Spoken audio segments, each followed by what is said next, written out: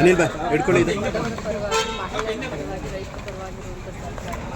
So ನೋಡೋಣ 16ನೇ ದಾಖಲೆ budget ಎಲ್ಲರನ್ನೂ ಒಳಗೊಂಡಂತ ಒಂದು ಸಮಗ್ರ ಬಜೆಟ್ ಅನ್ನ ಮಂಡನೆ ಮಾಡ್ತಾರಲ್ಲ ಅಂತ ವಿಶ್ವಾಸ. ಮೇಡಮ್, ನಿಮ್ಮ ಇಲಾಖೆಗೆ ಏನು ಕಳೆದ ಬಾರಿ ಅನುದಾನ ಸಹ ಖರ್ಚಾಗಿಲ್ಲ.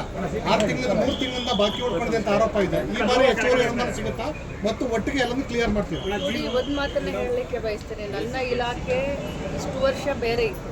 ಈಗ ನನ್ನ ಇಲಾಖೆ ಬಹುದೊಡ್ಡ ಗಾತ್ರದ ಬಜೆಟನ್ನು ಒಳಗೊಂಡಂಥ ಇಲಾಖೆ ಆಗಿದೆ.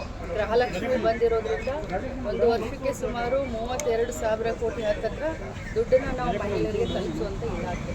ಸೊ ಯಾವ ನಮ್ಮ ಇಲಾಖೆಯಲ್ಲಿ ಯಾವ ಅನುದಾನ ಕೂಡ ಉಳಿದಿರಲಿಲ್ಲ, ಎಲ್ಲ ಕೂಡ ಕರೆಕ್ಟಾಗಿ ಖರ್ಚಾಗಿದೆ. ಒಂದು 10% ಮಿಕ್ಕಿದೆ, ಅದು ಕೂಡ ಮಾತುಕತೆ ಒಳಗಡೆ ಅದನ್ನು ಕೂಡ ಮೇಡಮ್, ಗೃಹಲಕ್ಷ್ಮಿ ಪರಿಷ್ಕರಣೆ ಆಗಬೇಕು ಅನ್ನೋದು ಇದೆ.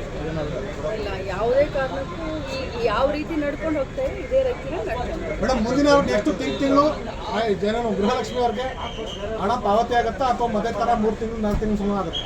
ಏನೂ ಇಲ್ಲ, ಸರ್ಕಾರ ದೊಡ್ಡ ಯೋಜನೆ ಮಾಡಿದೆ, ಹಣ ಹಾಕ್ತಾ ಇದ್ದೀವಿ.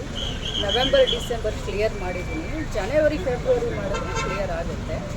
ಒಂದು 10 ದಿನ 15 ದಿನ ಹೆಚ್ಚು ಕಡಿಮೆ ಆಗ್ಬೋದೆ. ಆದರೆ ನೀವು ಮಹಾರಾಷ್ಟ್ರಕ್ಕೆ ನೋಡಿ, ಮಹಾರಾಷ್ಟ್ರಕ್ಕೆ ಕೇಳಿ, ಲಾಡ್ಲಿ ಬಹನ ಅಂತ ಹೇಳಿ ಎಲೆಕ್ಷನ್ಗಿಂತ ಮುಂಚೆ 2 ತಿಂಗಳು ದುಡ್ಡನ್ನು ಹಾಕಿದ್ರು. ತಮಗೆಲ್ಲರಿಗೂ ಗೊತ್ತಿದೆ, ಲಾಡ್ಲಿ ಬಹನ ಯೋಜನೆಯಿಂದ ಗೆದ್ದನು ಬಂದರು. ಈಗ ಹಣನೇ ಹಾಕ್ತಾ ಇಲ್ಲ. ಅದು ಕೂಡ ಮಾಧ್ಯಮದ ಎದುರುಗಡೆ ಬರಬೇಕಲ್ಲ. ಮಹಾರಾಷ್ಟ್ರದಲ್ಲಿ ಲಾಡ್ಲಿ ಬಹನಕ್ಕೆ ಹಣನೇ ಇಲ್ಲ. ಇಲ್ಲಿ BJPಯವರು ದೊಡ್ಡದಾಗಿ ಕ್ವಶನ್ ಕೇಳ್ತಾರೆ, 6 ತಿಂಗಳಿಂದ ಹಾಕಿಲ್ಲ, ಅಷ್ಟು ತಿಂಗಳಿಂದ ಹಾಕಿಲ್ಲ ಅಂತ. ಕರೆಕ್ಟಾಗಿ ಕರ್ನಾಟಕ ರಾಜ್ಯದಲ್ಲಿ ಗೃಹಲಕ್ಷ್ಮಿ ಹಣ ಅವ್ರ ಮನೆಗೆ ತಲುಪ್ತಾ ಇದೆ. ಆದರೆ ಅದೇ ಮಹಾರಾಷ್ಟ್ರದಲ್ಲಿ ಇಲೆಕ್ಷನ್ಗಿನ್ನ ಮುಂಚೆ ಮಾಡಿದ್ರು, ಇಲೆಕ್ಷನ್ ಆದಮೇಲೆ ಯೋಜನೆ ನಿಂತಿದೆ. ಇದು ಸಿದ್ದರಾಮಯ್ಯ ಕೊನೆ ಬಜೆಟ್ ಅಂತ ವಿಪಕ್ಷಗಳು ಹೇಳ್ತಾ ಇದ್ದಾರೆ ಮೇಡಮ್. ನೋಡಿ, ನಾನಂತರೂ ಭವಿಷ್ಯವನ್ನು ನೋಡೋದಿಲ್ಲ.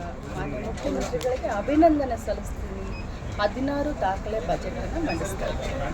ಮೇಡಮ್, ಈ ಬಾರಿ ಬಜೆಟ್ ಆದ ನಂತರ ಅಥವಾ ಇನ್ನು ಈ ವರ್ಷದ ನಂತರ ಸಚಿವ ಸಂಪುಟ ಪುನರ್ರಚನೆ ಆಗುತ್ತೆ ಅಂತ ಕೆಲವರಿಗೆ ಇದು ಕೊನೆಯ ಸಚಿವ ಸಂಪುಟ ಅಥವಾ ಅದು ಬಜೆಟ್ ಆಗುತ್ತೆ ಅಂತ ಗೊತ್ತಿಲ್ಲ. ತುಂಬ ಒಂದು ಒಳ್ಳೆಯ ದಿನ ಇರುತ್ತೆ. ಈ ಸಂದರ್ಭದಲ್ಲಿ ನಾನು ಏನೂ ಮಾತನಾಡಲಿಕ್ಕೆ ಹೋಗೋದಿಲ್ಲ.